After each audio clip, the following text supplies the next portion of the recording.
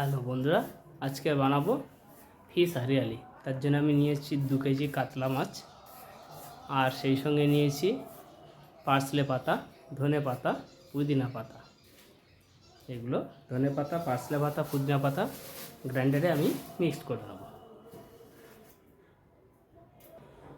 আমরা মশলা নিয়েছি জিরে পাউডার, হলুদ পাউডার, লবণ, চাট মশলা আর হচ্ছে কাশ্মীরি লঙ্কা গুঁড়ো।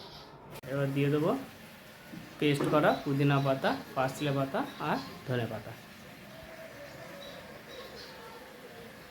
ভালো করে এটা দিয়ে মাখিয়ে ম্যারিনেট করা মাছটা এবার আমি আধা ঘন্টা রেস্টে রেখে দেবো।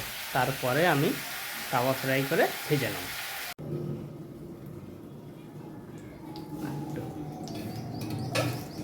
অল্প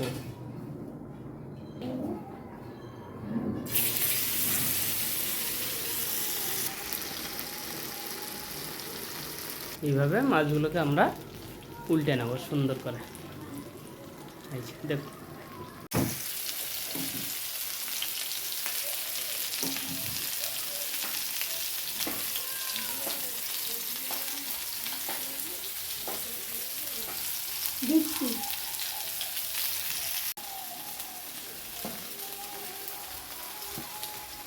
না নিচে